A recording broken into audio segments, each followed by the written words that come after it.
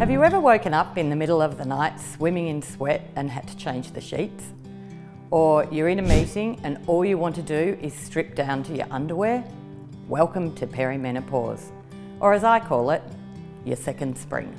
Perimenopause can start up to 10 years before your last period, and hot flushes or hot flashes is the most common symptom.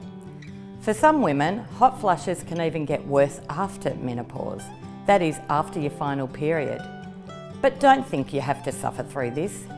There are easy dietary and lifestyle changes you can make to reduce your hot flushes. While it's not fully understood what causes a hot flush, there are things we know that you can do to alleviate symptoms. Firstly, the easiest things that make a difference include avoiding hot drinks, hot spices, and alcohol. The two things we're going to discuss today is what foods you can include in your diet and what exercise you can do to reduce the intensity and/or frequency of hot flushes. Firstly, foods to support you. Foods that have been shown to reduce symptoms are foods called phytoestrogens. Phytoestrogens act like estrogen, which is the hormone women lose in perimenopause. So these foods can help rebalance your hormones when estrogen levels are dropping. Flax seeds, also called linseeds, are a rich source of phytoestrogens, as are fermented soy products such as miso and tofu, all shown to reduce hot flush symptoms. Unfortunately, your bodies can't break down flax seeds, but by crushing them first, they can be digested. Freshly crushed flax seeds are best. I put mine in the coffee grinder for the best results.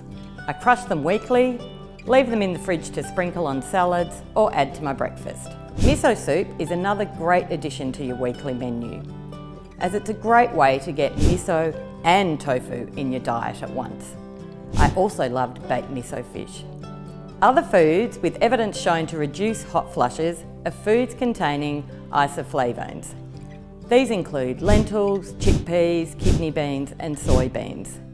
There's still mixed research on soybeans, but using organic and fermented soy products such as tofu and tempeh has been shown to be beneficial and the best sources of soy to reduce hot flushes.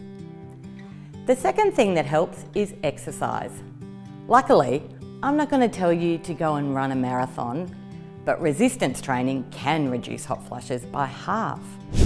Lifting weights has so many benefits, but the relevant benefits shown from a 2019 study was after just 15 weeks of resistance training, hot flushes were reduced by half.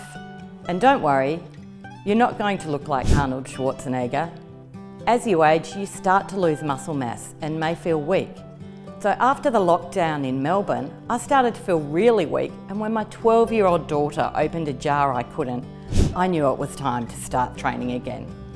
And I'm happy to say I haven't had to ask her to open a jar since. Weight-based training 3 times a week will also help increase muscle mass and strength and help burn fat, which all helps increase your metabolism or increase the energy that you're burning.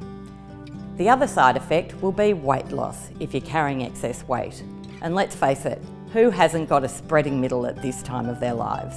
These two things you can start today to reduce your hot flushes. To recap, add phytoestrogens to your diet, snack on hummus dip with vegetable sticks. It's a great way to add chickpeas to your diet. Add silken tofu to your smoothie.